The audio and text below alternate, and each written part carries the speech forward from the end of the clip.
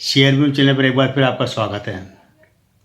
दोस्तों, अभी जो पिछले दिनों हुंडई का आईपीओ आया था, तब काफ़ी लोगों ने ये बात कही थी कि ये जो कंपनी कोरिया की कंपनी है, जो हम जो इन्वेस्टमेंट करेंगे, जो पैसा लगाएंगे, वो विदेश में जाएगा, यानी कोरिया की कंपनी को जाएगा।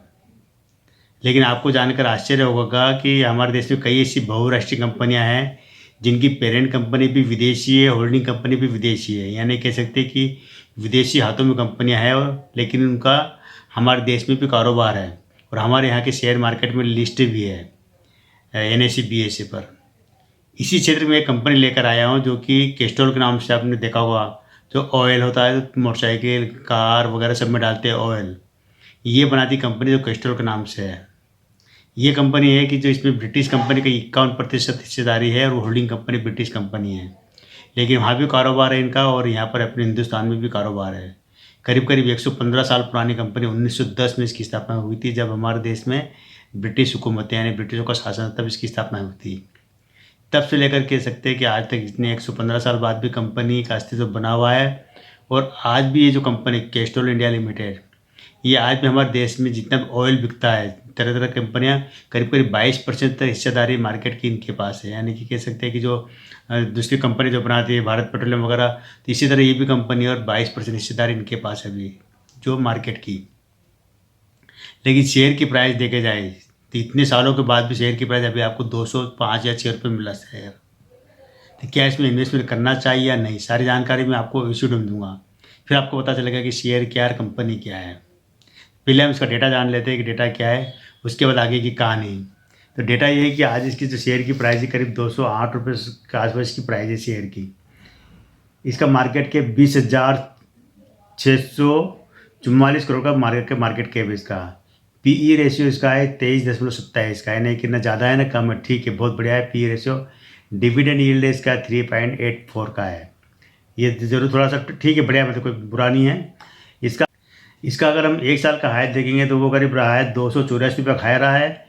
पूरे लाइफ टाइम का हाई और लो देखेंगे आप तो यहाँ पर आपको नजर आएगा कि ये करीब इसका जो 284 का हाई रहा है, लेकिन लो देखेंगे पूरे लाइफ टाइम का करीब करीब 21 रुपये 53 पैसे का है, मात्र 21 रुपये का। ये जरूर ध्यान रखना। बुक वैल्यू इसकी 21 रुपये 60 पैसे की है। तो अभी ये जो शेयर आपको जो मिल रहा है, जिसकी प्राइस अभी 208 रुपये, यानी कि बुक वैल्यू से करीब करीब 9 साढ़े 9 गुना महंगा है। लेकिन इतनी पुरानी कंपनी है तो 9 साढ़े 9 गुना महंगा को ज़्यादा नहीं होता है, जरूर ध्यान रखना इसमें। ROCE इसका है 56.7% का ROCE है। ROE 42.5% का। ROCE दोनों ही बहुत बढ़िया अच्छे है। फेस वैल्यू शेयर की 5 रुपये है। अभी तक शेयर स्प्लिट नहीं हुआ है, 5 रुपये है। इसके EPS देखा जाए तो 8.74 का EPS इसका। यानी यहाँ तक अगर कंपनी को आप देखेंगे तो कंपनी का ठीक ठाक लगेगी, आपको कोई दिक्कत नहीं इसके अंदर।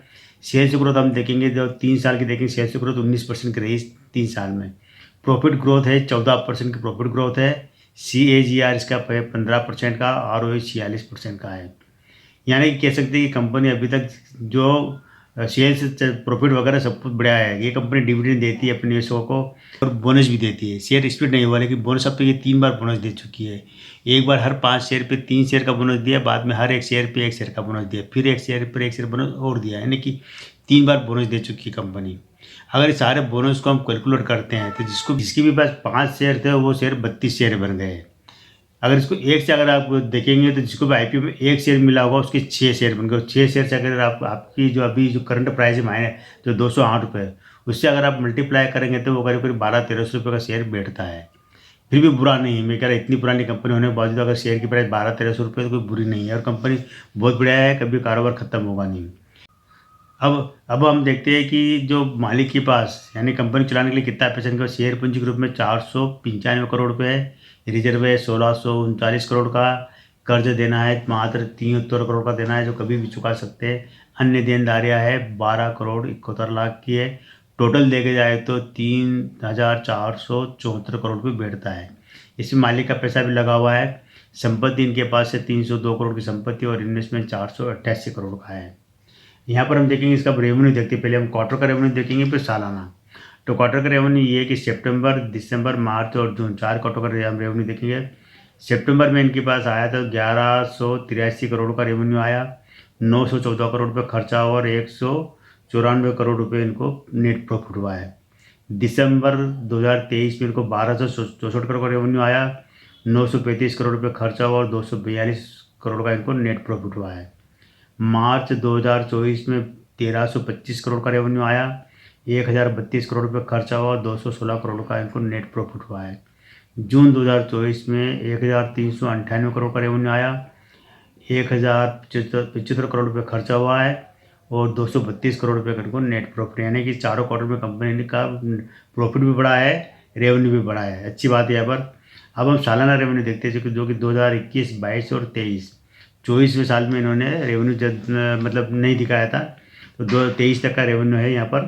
तो 2021 में इनको 4192 करोड़ का रेवेन्यू आया था, 3125 करोड़ रुपये खर्चा हुआ और 758 करोड़ रुपये का नेट प्रॉफिट हुआ है। ये जो मैं प्रॉफिट आपको दिखा रहा हूँ सारे टैक्स वगैरह काट कुटा कर रहे हैं, मतलब नेट प्रॉफिट कमाई ही है। 2022 में 4774 करोड़ का रेवेन्यू आया, खर्चा हुआ 3673 करोड़ रुपये और 815 करोड़ रुपये इन्होंने कमाए, यानी प्रॉफिट है, नेट प्रॉफिट। 2023 में 5075 करोड़ रुपये का इनको रेवेन्यू आया, खर्चा हुआ 3877 करोड़ रुपये और 864 करोड़ रुपये का इनको नेट प्रॉफिट हुआ है। यानी कि आप देख लो कि तीनों साल में कंपनी का जो प्रॉफिट बढ़ा है, रेवेन्यू भी बढ़ा है। अगर हम इसका अगर TTM देखते 12 महीने तक एवरेज निकालते हैं तो वो बैठता करीब 5170 करोड़ रुपये का रेवेन्यू आया, 3956 करोड़ रुपये खर्चा हुआ और 885 करोड़ का इनको प्रॉफिट हुआ है। अब हम आ जाते हैं कि इस कंपनी का इतिहास के ऊपर। इतिहास क्या है कि 1910 में एक लुब्रिकेंट ऑयल के आयात से काम शुरू हुआ था, जो कि ब्रिटिश कंपनी ने शुरू किया था यहाँ पर। और इसके बाद में इन्होंने एक भारतीय बाजार में जो ये 1969 यहाँ पर एंड्रोल लुब्रिकेट स्पेशलिस्ट के नाम से इन्होंने कंपनी की स्थापना की और 1982 में BSE पर शेयर लिस्ट हुई थी। 1990 में इन्होंने एंड्रोल लुब्रिकेंट्स का नाम बदलकर कैस्ट्रोल इंडिया लिमिटेड कर दिया है। ये टेलीफोन केबल और जेली बनाने का इनका काम शुरू कर और आजकल ये पूरे देश में देखा जाए तो दोस्तों ये है कैस्ट्रोल इंडिया कंपनी है, जानी मानी कंपनी है और इसकी ज़रूरत कभी ख़त्म होगी नहीं। चाहे आप पेट्रोल व्हीकल की जगह इलेक्ट्रिक व्हीकल आ जाए, चाहे कोई भी आ जाए, लेकिन व्हीकल है, गाड़ियाँ है, तब तक ये हर उसमें पे बिना ग्रीस बिना ऑयल के काम चल नहीं सकता। जितने AC का यूज़ होता है हर AC में भी इसका यूज़ होता है। ये बनाती है, कह सकते हैं कि ऐसी जो कंपनी है कि अगर इसमें आप इन्वेस्टमेंट करते हैं, अगर लॉन्ग टाइम के लिए इन्वेस्टमेंट करते हैं तो निश्चित है कि आपको आने वाले दिनों में अच्छा खासा फ़ायदा मिल सकता है इसके अंदर। लेकिन ये जरूर ध्यान रखना है कि इस तरह की और भी कंपनियां हमारे देश में हैं। भारत पेट्रोलियम है, हिंदुस्तान पेट्रोलियम है, IOC है, ONGC है, गेल है, इस तरह कंपनियां काम कर रहे हैं ऑलरेडी। लेकिन उसी के बीच में एक ये कंपनी जिसका नाम है कैस्ट्रोल इंडिया लिमिटेड, ये भी काम कर रही है और टिकी हुई है। ये बात ज़रूर है कि इसमें ब्रिटिश पेट्रोलियम की 51% तक हिस्सेदारी इसमें है। लेकिन वो कोई बुरी बात, हमारे कई ऐसी कंपनियाँ हैं जिसके अंदर बाहर की कंपनी की हिस्सेदारियाँ होती है।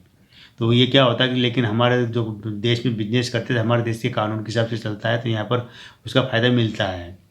हालांकि मेरे तरफ से कोई फोर्स नहीं है, लेकिन मैं इस कंपनी को अच्छा मानता हूँ जो कि कैस्ट्रोल इंडिया के नाम से है। इसको नंबर देने की बात करते हैं, हम 10 में से 8 या 9 नंबर आराम से दे सकते हैं।